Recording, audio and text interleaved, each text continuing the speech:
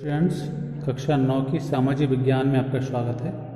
आज हम lecture number 21 में आपके दूसरे खंड का जो चौथा अध्याय है जलवायु, उसके बारे में अध्ययन करेंगे। देखिए, हमने आज का जो टॉपिक लिया है वो है मौसम और जलवायु। मौसम और जलवायु का अर्थ, इसकी परिभाषा और इनमें अंतर, ये चीज़ आज हम पढ़ेंगे।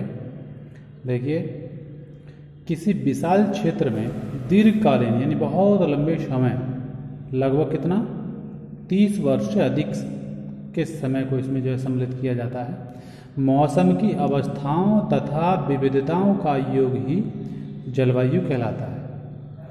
मौसम एक विशेष समय में एक क्षेत्र के वायुमंडल की अवस्था को बताता है।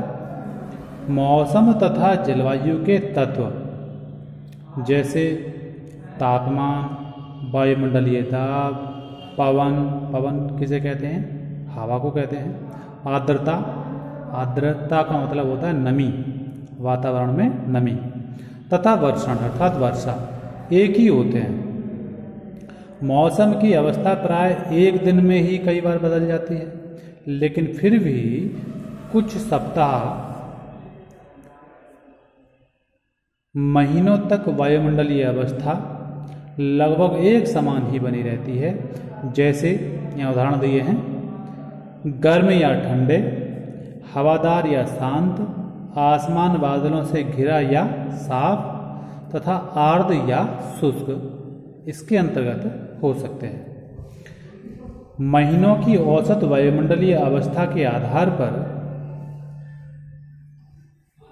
पूरे वर्ष को ग्रीष्म, शीत या वर्षा ऋतुओं में विभाजित किया जाता है। देखिए, साधारण शब्दों में आपको इन दोनों को नीचे परिभाषाओं के माध्यम से समझाने की कोशिश की गई है। ये परिभाषाएं छोटी हैं, जल्दी ही आपके याद हो सकती हैं, इन्हें आप कंठस्थ कर सकते हैं। मौसम किसे कहते हैं? बहुत अच्छी चीज़ है। मौसम किसे कहते हैं? अक्सर साधारण सी चीज़ है, अक्सर पूछ ली भी जाती है। देखिए, अल्पकालीन दशाओं का योग मौसम कहलाता है। अल्प मीन्स थोड़ा समय, अल्प मीन्स थोड़ा, कालीन मीन्स समय, अर्थात थोड़े समय के अंदर जो परिवर्तन होते हैं दशाओं में, उनका सबका टोटल अर्थात योग मौसम के अंतर्गत ही आता है। ठीक है। दूसरा, जलवायु। दीर्घकालीन दशाओं का योग, इसमें 30 से 40 वर्षों के बीच के लगभग अंतराल को, योग को सम्मिलित किया जाता है। इस बीच इन सबकी दशाओं का योग देखा जाता है। समझे? तो इसलिए इस समय को यहाँ पर लिया गया है। दीर्घकालीन दशाओं का योग क्या कहलाता है बच्चों? जलवायु कहलाता है। ठीक। देखिए, जैसा कि आप जानते हैं बहुत अच्छी तरह से अपने भारत के बारे में कि भारत एक भिन्नताओं का देश है। भारत भिन्नताओं का देश है। हमारे भारत की जलवायु को भिन्नताओं का देश माना गया है। देखिए, प्रोफेसर मार्जडेन ने कहा है कि जितने प्रकार की जलवायु सारे विश्व में पाई जाती है, समझे जी, जितने प्रकार की जलवायु सारे विश्व में पाई जाती है, उतने प्रकार की जलवायु हमारे अकेले भारत में विद्यमान है। इसीलिए इसी दृष्टि से हमारे भारत को विविधताओं का देश कहा जाता है। देखिए, हमारे भारत की जलवायु मानसूनी है, इसलिए हमारे भारत की जो कृषि है वो मानसून पर निर्भर है।